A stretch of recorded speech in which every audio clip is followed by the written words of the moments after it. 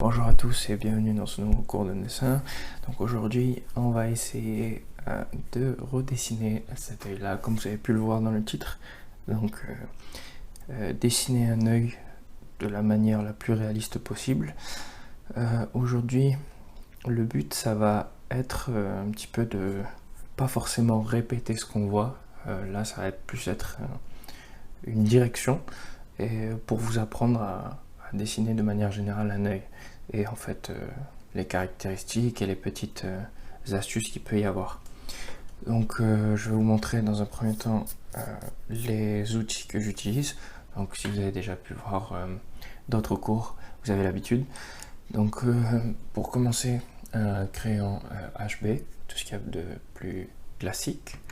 Un crayon un peu plus foncé, donc soit un 6B ou bien un 8B.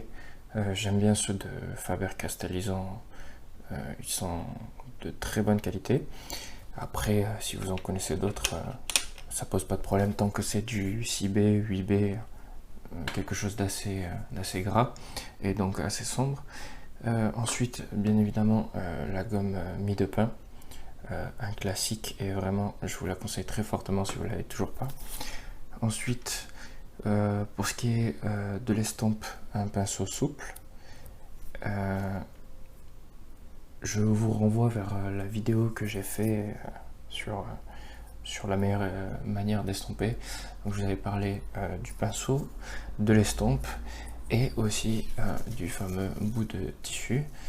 Donc ces outils-là sont à choisir en fonction de la situation dans laquelle on est. Et la gomme électrique Tiou. Donc c'est une gomme électrique et que vous pouvez tailler le bout pour qu'elle soit la plus fine possible, ça fera l'affaire. Et donc pour la tailler d'ailleurs j'utilise moi du papier de verre. Donc ce papier de verre très utile. Donc je fais tourner la gomme et donc en tournant ça taille le bout et ça donne une terminaison très fine à la gomme. Donc vous pouvez voir les résidus, donc je l'ai déjà fait.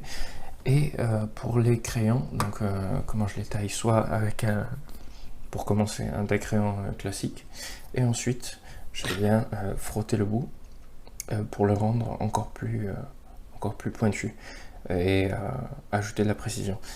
Donc là, la manière de le faire, c'est pas de venir verticalement, mais vraiment de venir horizontalement, quasiment parallèle au papier de verre, et ça va vous permettre d'avoir donc une mine la plus pointue et la plus précise possible.